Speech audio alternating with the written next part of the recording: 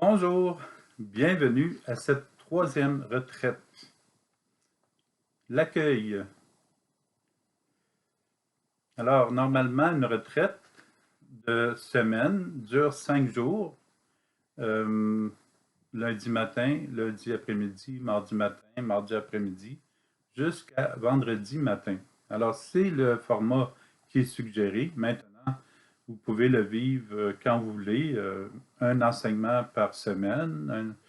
Euh, Ça peut être un enseignement le matin seulement. Libre à vous de- d'organiser votre temps de prière.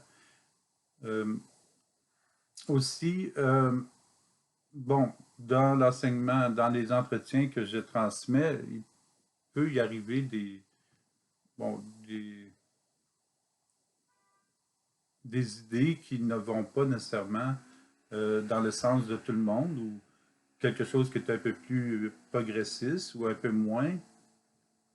Mais ça, euh, quel que soit le médium, le média avec lequel on se sert, ben, ça peut arriver. Mais l'intention est de vraiment nous aider à cheminer dans la foi et, et de ressortir ce qu'il y a de meilleur aussi dans ces entretiens-là. Et puis, ben, je vous invite à lâcher prise de tout ce qui est négatif ou inutile du passé, les tracas qu'on peut avoir, les, les difficultés avec des personnes qu'on peut avoir, les donner, tout remettre ça au Seigneur pour être libre pour cette retraite et remettre en même temps le futur. Des fois, on est très concentré sur le futur. De lâcher prise, de remettre ça au Seigneur, puis juste de se laisser aimer pendant cette semaine de retraite. Alors, l'accueil, il y a l'accueil de Dieu, l'accueil de Dieu. Un accueil, ça se fait toujours dans le moment présent. J'accueille pas dans le futur, j'accueille pas dans le passé. Mais l'accueil, c'est toujours au moment présent. Et pourquoi accueillir Dieu? C'est que Dieu est toujours présent. Dieu est toujours avec nous dans le moment. Il nous aime. Et juste de prendre conscience que Dieu nous aime et de le laisser son amour circuler vers l'humanité, ben, c'est déjà euh, une méditation qui devient très profonde. Mais en même temps, ben, c'est de prendre conscience qu'on peut accueillir l'amour de Dieu tout simplement, juste à y penser. Moi, j'accueille, Seigneur, j'accueille ton amour aujourd'hui et je te laisse passer de mon cœur au cœur des autres. Il y a l'accueil des autres, les personnes qu'on rencontre. C'est pas toujours simple. Des fois à cause de nos blocages à nous ou de nos blessures, des blessures que nous avons vécues, mais aussi par rapport au blocage des autres et des blessures qu'ils ont vécues. Alors, euh, accueillir l'autre comme il est et ne pas chercher à le changer tout de suite. Accepter que l'autre soit comme il est, mais permettre, pareil comme un entretien, permettre des ouvertures quelque part où la personne peut se ressourcer et recevoir l'amour de Dieu, recevoir de la paix, recevoir de la joie. Et accueillir, c'est aussi dévoiler chez l'autre ce qui est beau, ce qui est bon, ce qui est vrai, ce qui est réel. Alors, plus nous dévoilons ces choses, pas nécessairement parler du chapeau, des bottes ou de la robe, des cheveux, mais parler des beautés que Dieu a placées dans la personne. Alors, c'est un cheminement de foi qui est intéressant. Et ça nous garde connectés nous-mêmes sur la beauté de Dieu. Alors, ça aussi, c'est une prière. Accueillir l'autre. Et en accueillant le Seigneur, ben, c'est plus facile encore d'accueillir l'autre. Parce que là, on sait qu'on est capable, à un moment donné, de percevoir ce que le Seigneur fait dans l'autre. Et le troisième, des fois, on dirait que c'est plus difficile de nous accueillir nous-mêmes. Ouais, ouais, ouais, ouais, ouais, ouais. Nous accueillir nous-mêmes. Alors, nous aussi, en enlevant les phrases qui sont négatives dans nos pensées, en, en enlevant les tensions qui reviennent après 3 fois. Après 3 fois, là, ça veut dire qu'il y a quelque chose de bloqué, là. Là, on peut le donner au Seigneur. Et en accueillant les beautés de Dieu en nous, ben, c'est aussi une prière. Et ça ne, c'est certain que ça va nous améliorer. C'est certain. À chaque fois que nous observons, ben, on a juste à penser, le matin, quand on voit le beau lever du soleil, la première euh, le profond ressentiment que nous avons, c'est waouh, c'est donc bien beau. Alors, notre journée, habituellement, va se passer très bien. Mais le matin, quand on se lève, puis on dit, bon, encore une autre journée, là, qu'est-ce qui va m'arriver? Puis là, on part d'une manière négative. À la fin de la journée, souvent, on est dans un état lamentable. Ou le sommeil, c'est frappant. Le matin, on se réveille et on dit, ah, que j'ai mal dormi. Mais en se disant à la mémoire que j'ai mal dormi, mais la prochaine fois, la mémoire va me rappeler que j'ai mal dormi. Donc, je vais passer la nuit prochaine à tournoyer puis à toujours penser que je ne dors pas assez. Tant je dors. Alors, si je me réveille le matin en disant j'ai dormi 3 heures, mais j'ai dormi. Puis ce 3 heures-là m'a fait du bien. Le reste du temps, je me suis reposé. Au lieu de me choquer, si je me choque pendant la nuit, ça ne fonctionne pas. C'est ça qui me cause aussi un problème. Bon, il y a d'autres raisons pourquoi on ne peut pas dormir, mais allons-y avec une situation où on se le répète tellement qu'on ne dort pas qu'on en vient à ne pas dormir.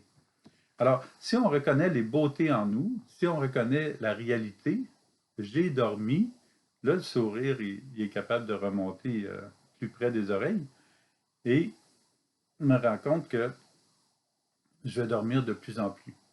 Où je vais me donner 1 heure, mettons que je m'endors juste, ou je vais juste me coucher à 1 heure du matin, pour aucune raison, ça, je pourrais me coucher à 11 heures, ben, je recule de 15 minutes par semaine. Au lieu de me coucher à 1 heure, je me couche à minuit 45. Après ça, à minuit 30.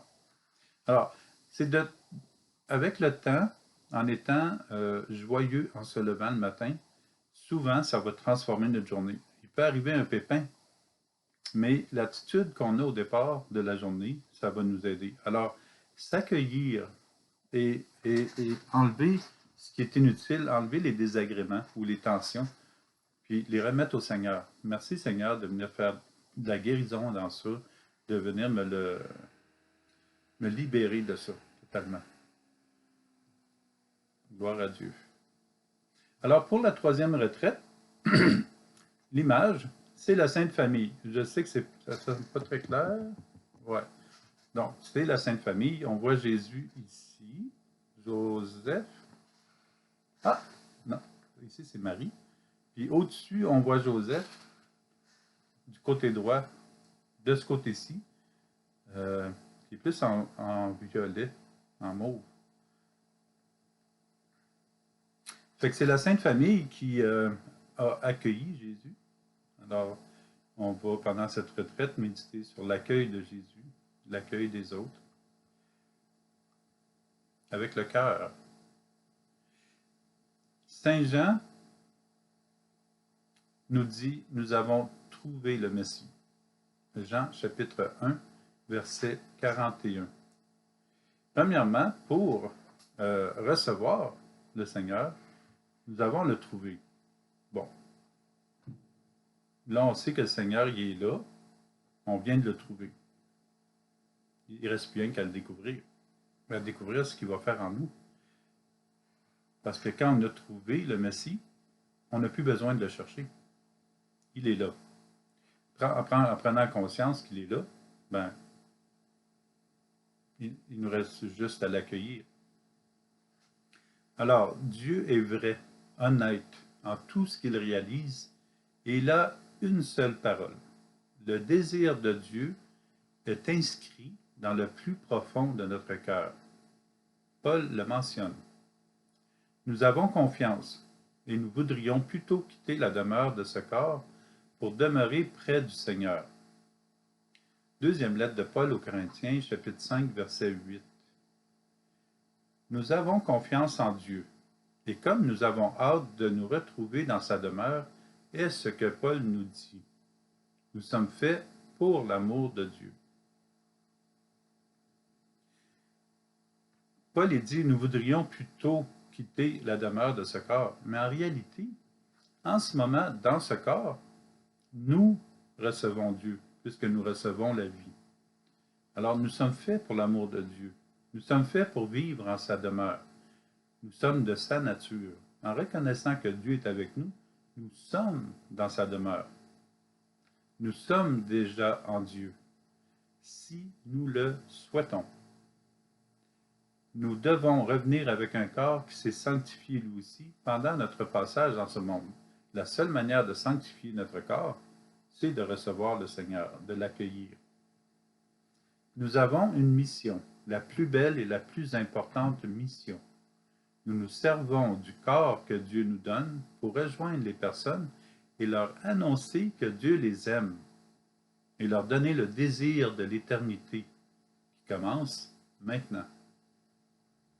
Nous sommes aussi appelés à accepter tout de la vie en Dieu, afin de devenir de plus en plus lumière, sagesse, prière pour notre monde. Comme Paul le déclare, notre ambition, c'est de plaire au Seigneur. Deuxième lettre de Paul aux Corinthiens, chapitre 5, verset 9.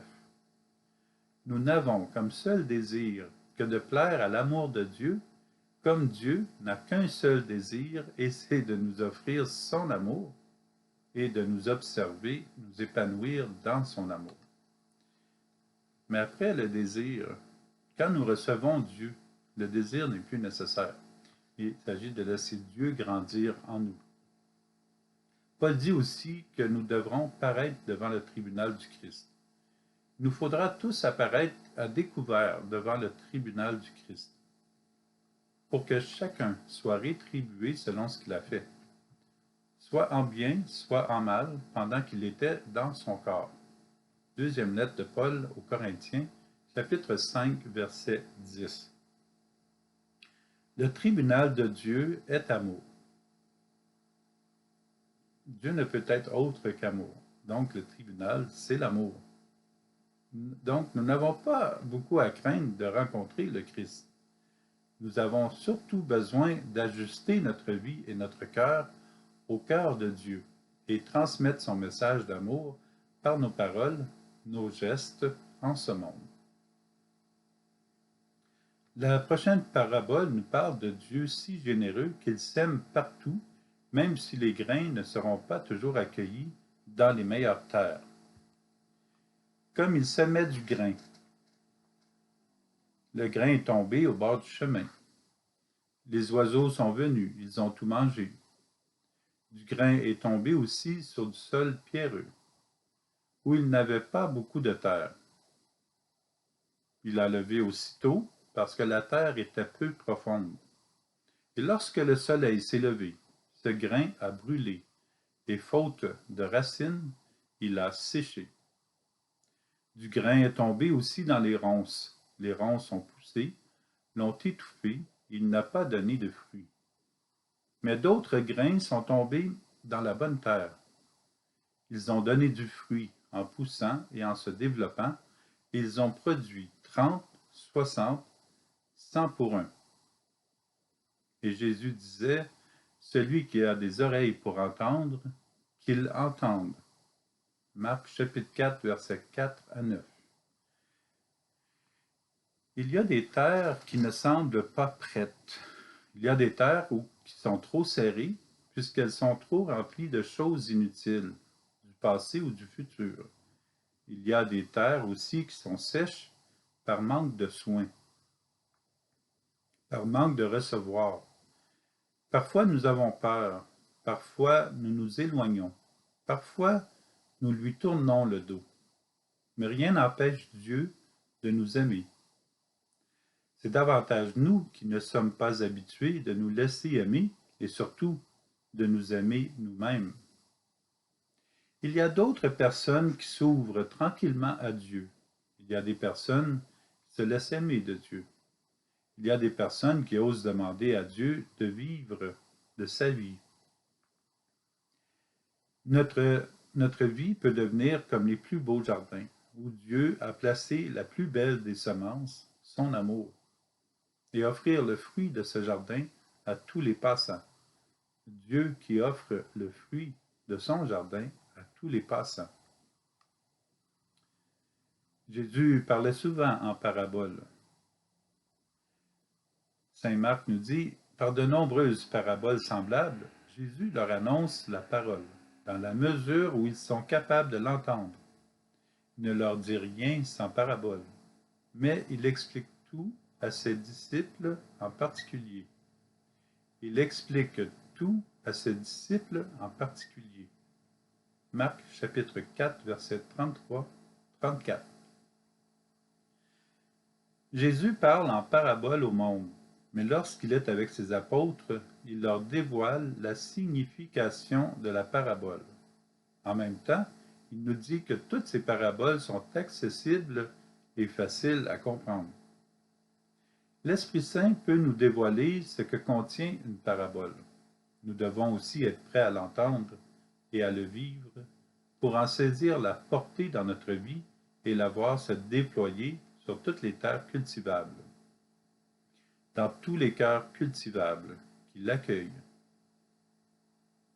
Plus nous serons avec Jésus, plus ce que nous pensons de mystérieux en Dieu deviendra de plus en plus clair et compréhensible. De fait, c'est davantage notre cheminement à comprendre Jésus qui fait que la parabole devient plus compréhensible. Ce qui veut dire que la parabole n'est pas si difficile que ça. Je sais que ça fait rire quelques personnes, mais c'est comme apprendre c'est quoi une orange. On apprend à la développer pour manger l'orange. Alors, pour Dieu, on apprend à développer le cadeau pour comprendre le cadeau de Dieu dans la parabole. Alors, c'est pas difficile, c'est juste que ça prend un peu de temps pour saisir que on doit, pour saisir quel est le sens que Dieu nous donne dans sa parabole, toujours lié à l'amour de Dieu. Laissons Jésus parler à notre cœur afin de le comprendre comme il est et non plus en parabole. Puissions-nous l'accueillir davantage afin de bien saisir son message pour nous et pour l'humanité. Reconnaître le visage du Christ en moi, en soi, en nous, savoir trouver au fond de nous-mêmes ce que Dieu y a déposé de saint, c'est vraiment le but de la sagesse. Le livre de la sagesse nous dévoile la profondeur de l'Esprit de Dieu. Difficile d'imaginer que Dieu puisse être avec nous. Nous ne sommes pas habitués à apprivoiser cette réalité. Nous sommes davantage habitués à ce que nous voyons, notre environnement, l'Église, la maison, et ce qu'il y a autour de nous, à l'école, au travail et dans nos loisirs. Le livre de la sagesse en fait mention.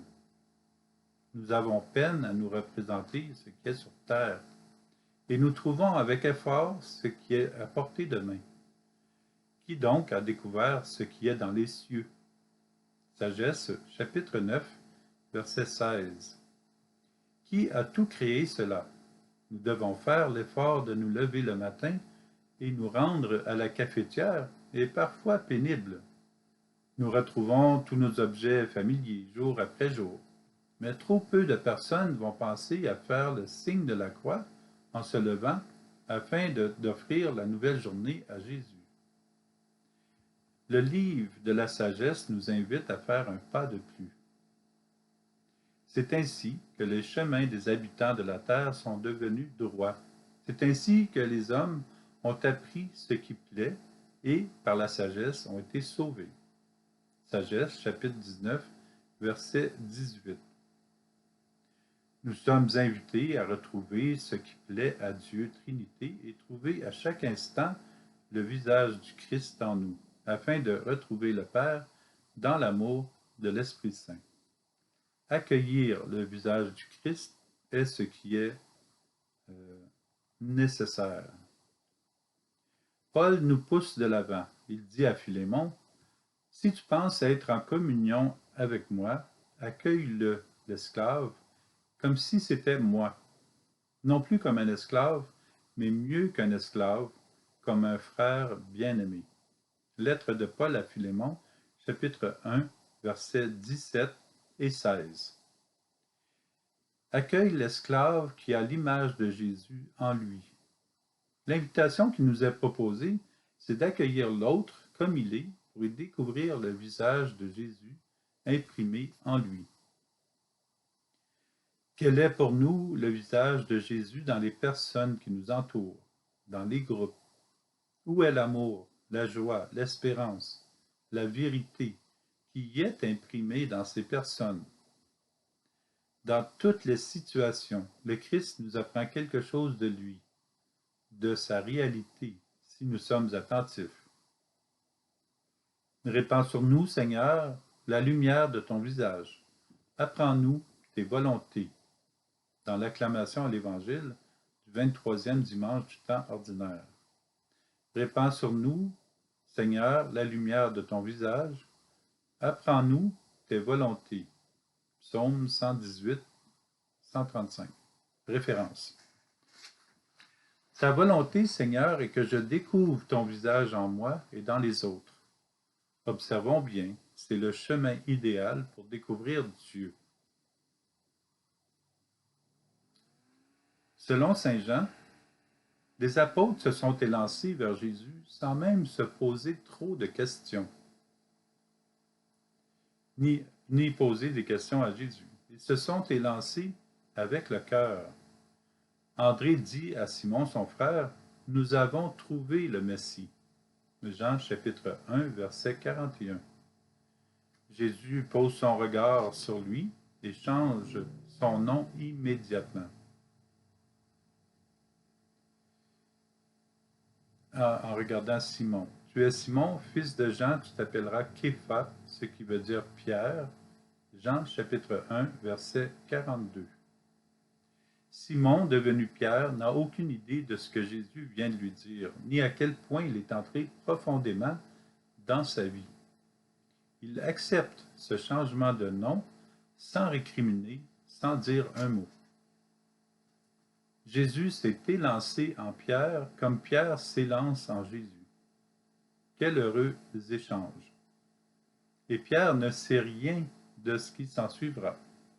Il ne sait pas qu'il sera le premier pape de l'histoire humaine, que l'Église du Christ s'étendra jusqu'aux terres les plus éloignées, jusqu'en l'univers, jusqu'à maintenant, à ce jour. Mère Teresa, par exemple, lorsqu'elle a commencé à cheminer avec Jésus, elle ne pouvait savoir qu'elle fonderait un couvent, encore moins de veiller et de prier près de mourants à Calcutta, en Asie. Nous ne savons sûrement pas ce que le Seigneur fera de nous et dans quelle mission il nous conduira lorsque nous lui dirons oui. Nous n'aurons possiblement pas la même mission que Teresa, ni de Pierre. Nous avons pourtant la liberté de lui dire oui à chaque matin. Comme Marie et Joseph, disons oui à Jésus. Pendant notre passage en ce monde, jusqu'à l'accomplissement de notre salut, entrons dans notre cœur et élançons-nous dans l'amour de Dieu.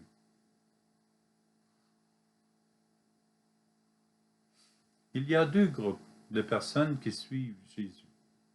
Ceux qui le suivent réellement et ceux qui cherchent à contredire, à fuir ce que Jésus demande. Qui contredit la vérité repousse la vérité.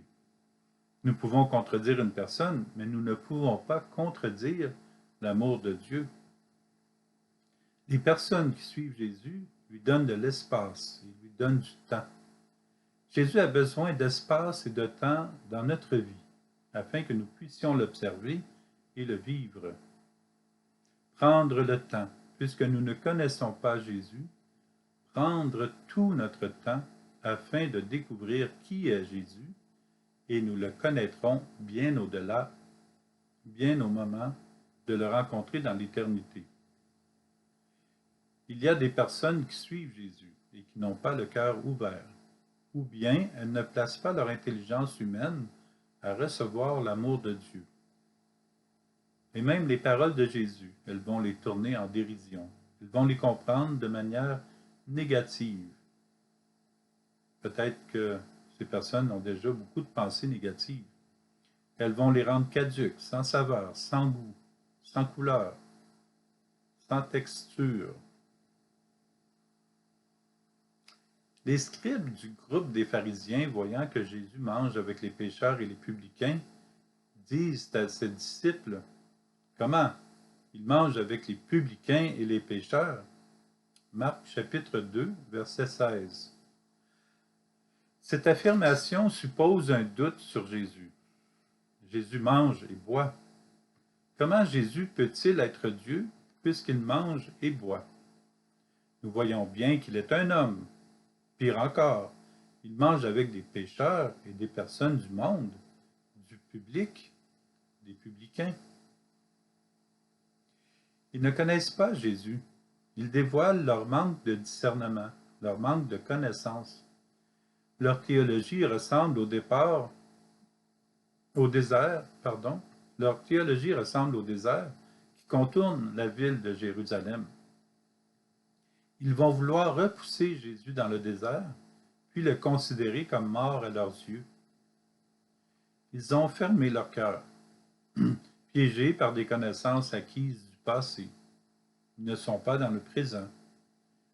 Puis, pour ne pas suivre Jésus, ils vont aussi induire en erreur des personnes qui, autour d'eux, pourraient être touchées par les paroles et les gestes de Jésus. À le tourner en dérision, ils nuisent à l'avènement de Jésus dans leur cœur et dans le cœur de leurs contemporains. Même dans la synagogue de Nazareth, certains d'entre eux ne font pas confiance à Jésus. Il est aussi difficile pour nous de placer notre confiance en Jésus, et ce doute est la cause des maux de notre monde.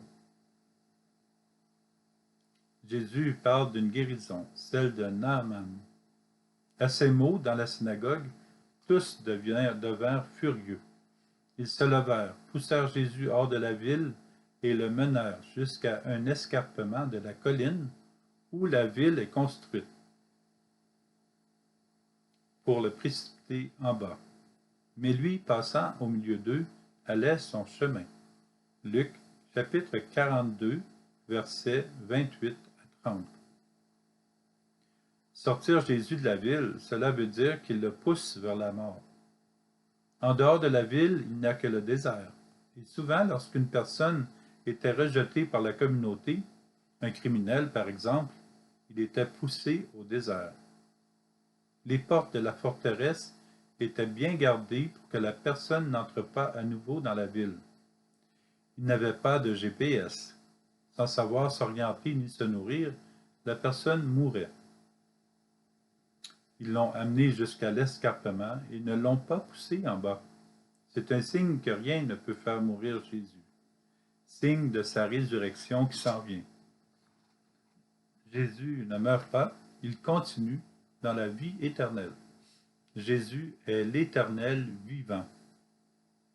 Avec lui, nous sommes invités à vivre dans l'éternité de la vie. Pardon. Dans cet événement, le peuple de Dieu ressemble beaucoup à l'Église en marche d'aujourd'hui, dans ce qui suit. Samuel fut mécontent parce qu'ils avaient dit « Donne-nous un roi pour nous gouverner ». Il se mit à prier le Seigneur.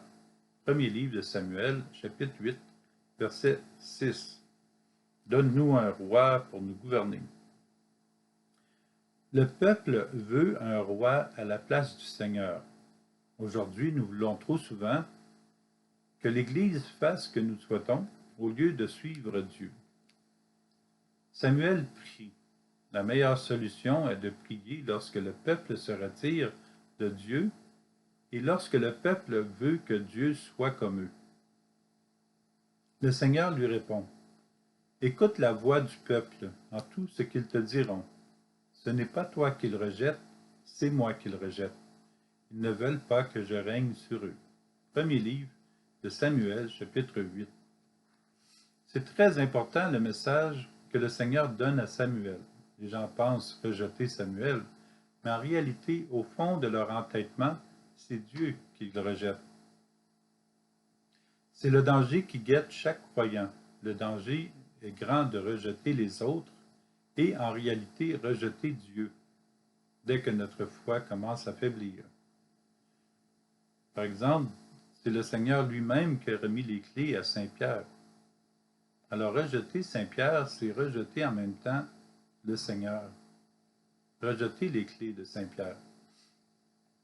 Demandons à Dieu de nous aider en temps de tentation, surtout lorsqu'il est question de nous éloigner de lui. Que Dieu nous garde dans son amour et dans son Église. Maintenant, le Seigneur dit à Moïse, « Le cri des fils d'Israël est parvenu jusqu'à moi, et j'ai vu l'oppression que leur font subir les Égyptiens. Maintenant donc, va, je t'envoie chez Pharaon, tu feras sortir d'Égypte mon peuple, les fils d'Israël. » Exode, chapitre 3, versets 9 à 10. Moïse répond, « Qui suis-je pour aller trouver Pharaon et pour faire sortir d'Égypte les fils d'Israël? » Dieu lui répond, « Je suis avec toi. » Prenons conscience que Dieu est avec nous. Exode chapitre 3, versets 11 à 12. Dieu est avec son serviteur. Lorsque Moïse accepte l'invitation de Dieu, il entre dans une histoire merveilleuse. Il devient guide du peuple d'Israël. Il aura aussi la grâce de demeurer en relation continuelle avec Dieu, puisqu'il accepte la mission de Dieu sur lui. Dieu est toujours avec le peuple. Il est toujours avec nous. Il est toujours là pour le relever. Mais parfois, le peuple attend trop longtemps pour lui demander de l'aide. Dieu est présent avec toutes les personnes sans exception. Il nous entend. Il est attentif à nos moindres gémissements. Il connaît nos difficultés et nos peines liées à notre éloignement de son amour et occasionnées par nos égarements vers le mal. Parfois, nous participons à l'égarement des autres vers le mal aussi. Nous sommes liés par l'amour les uns aux autres dans le bien ou nous sommes déliés de l'amour par le mal des autres ou le mal qu'on fait aux autres. Dieu entend la clameur, Dieu nous entend. Comme Dieu l'a dit à Moïse, « Je suis avec toi. » Il nous envoie dans le monde afin d'aider le monde à se purifier de ce qui l'éloigne de Dieu. Quoique le monde soit bon, puisque chaque personne est créée bonne par Dieu, il y a tout de même des agissements et des attirances qui éloignent du bien. Ne nous éloignons pas du monde, puisque nous œuvrons pour le monde. Mais Dieu nous invite à nous corriger si possible, de nous éloigner de ce qui est négatif et de ce qui peut nous éloigner de l'amour dans le monde. Nous sommes dans l'Église et nous sommes dans le monde. Nous pouvons devenir des antivirus qui éloignent le mal dans le monde par la paix, la prière, la charité, la joie, de faire connaître que Dieu aime les gens. Tout cela est reçu de Dieu. Jésus proclame, « Père, Seigneur du ciel et de la terre, je proclame ta louange. Ce que tu as caché aux sages et aux savants, tu l'as révélé aux tout petits. » Matthieu, chapitre 11, verset 25. Les adultes qui sont tout petits en Dieu savent repérer ce qui est péché dans le monde, de ce qui ne l'est pas. Ils savent aussi comment rejoindre le cœur des personnes, surtout par la prière à l'Esprit Saint. Avec lui, nous pouvons rejoindre le cœur des personnes pour améliorer le monde et éveiller en eux la lumière qui est déjà présente. La lumière reçue de Dieu chez les uns permet de transférer le feu de la joie et de la paix dans le cœur des autres. Alors nous permettons à la lumière de Dieu de passer à travers notre vie pour toucher le cœur des autres. Pour chaque personne qui accueille la lumière, qui accueille l'amour, la propagation se fait instantanément. Un bon exemple, c'est la nuit, si on place une lumière de poche, une lampe de poche sur notre doigt va devenir rouge. Or, la lumière passe à travers. Sinon, le doigt ne deviendrait pas rouge. Alors, l'amour de Dieu passe à travers nous de cette manière et touche l'âme des personnes. Alors, juste d'y penser, juste de penser à ça.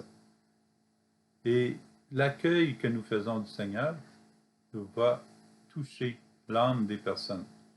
C'est sûr qu'il va se passer quelque chose, comme le beau lever de soleil que nous voyons, ou le coucher de soleil.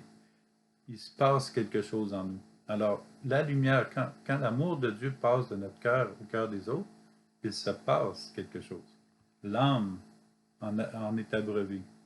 Ou l'âme plutôt se reconnaît dans l'amour de Dieu. Puisque l'âme, c'est la vie, et la vie nous est donnée par l'amour de Dieu. Alors, bonne prière, bonne méditation, et je vous reverrai lundi après-midi, cet après-midi, pour la deuxième partie sur 9. Il y aura 9 parties en tout. Et que Dieu Tout-Puissant vous bénisse, le Père, le Fils et le Saint-Esprit. Amen. Bonjour.